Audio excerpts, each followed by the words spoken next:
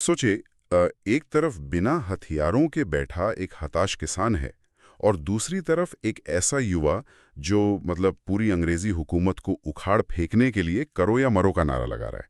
देखने में तो ये दोनों बहुत अलग लगते हैं। हाँ बिल्कुल, पर असल में बिहार के इतिहास में ये दोनों एक ही धागे से जुड़े हैं। राइट।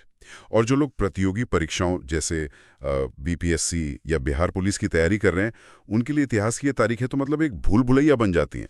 तो आज हम इस पूरे 114 साल के इतिहास को डिकोड करने वाले हैं एक बहुत ही आसान पासवर्ड से, जो है नील, चंपा, भारत, जेपी। और पता है, इस पासवर्ड को सिर्फ एक रटने वाली ट्रिक नहीं समझना चाहिए।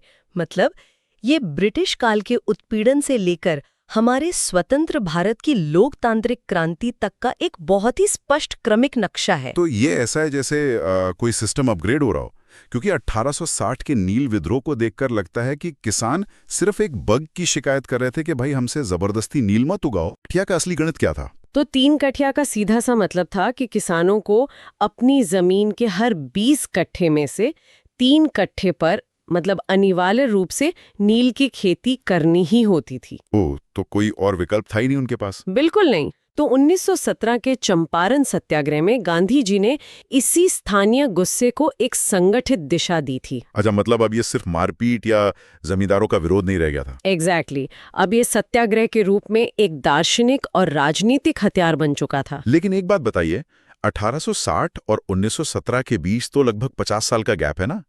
तो क्या इतने सालों तक किसान एकदम चुप बैठे थे? चंपारण में ऐसा क्या अलग हो गया थे? किसान चुप नहीं थे। छिटपुट विद्रोह तो होते ही रहे थे, लेकिन चंपारण में पहली बार एक ऐसा नेतृत्व मिला जिसने पूरे देश का ध्यान इस शोषण की ओर खींचा। ओह, मतलब गांधी जी का आना एक टर्निंग पॉइंट था। हाँ, क्योंकि उन्होंने दस्तावेजीकरण किया, किसानों के बयान दर्ज किए, तो ये एक कानूनी और नैतिक लड़ाई बन गई जिसने पहली बार ब्रिटिश हुकूमत को झुकने पर मजबूर कर दिया। समझ गया। यानी हताशा अब एक प्रॉपर रणनीति में बदल चुकी थी। लेकिन यहां मुझे एक बात खटकती है।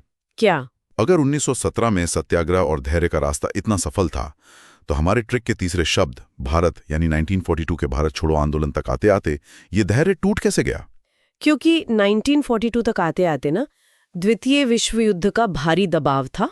अच्छा। और क्रिप्स मिशन जैसी योजनाओं से यह साफ हो गया था कि ब्रिटिश सरकार सिर्फ झूठे वादे कर रही है। तो मतलब नेताओं का पूरी तरह से मोहभंग हो चुका था, इसलिए करो या मरो वाला उग्र रुख अपनाना पड़ा। बिल्कुल। 8 अगस्त को जब करो या मरो का नारा गूंजा, तो युवाओं ने कमान अपने हाथों में ले ली। अब उनका लक्ष्य किसी कानून को बदलना नहीं था, बल्कि पूरे के पूरे विदेशी ऑपरेटिंग सिस्टम को उखाड़ फेंकना था। और जब वो विदेशी सिस्टम उखड़ गया, तो हमारी कहानी चौथे शब्द जेपी पर आ जाती है, यानी 1974 का जेपी आंदोलन। हाँ, पर आजाद भारत में तो अपनी सरकार थी ना, फिर जयप्रकाश नारायण को ये संपूर्ण क्रांति क्यों लानी पड़ी? संपूर्ण क्रांति का मतलब सिर्फ सत्ता परिवर्तन नहीं था। 1974 में स्वतंत्र भारत की व्यवस्था भ्रष्टाचार, महंगाई और बेरोजगारी से घिर चुकी थी। अच्छा, तो जेपी का मानना था कि सिर्फ गोरे अंग्रेजों की जगह काले अंग्रेजों को बिठाने से कुछ नहीं होगा। बिल्कुल सही।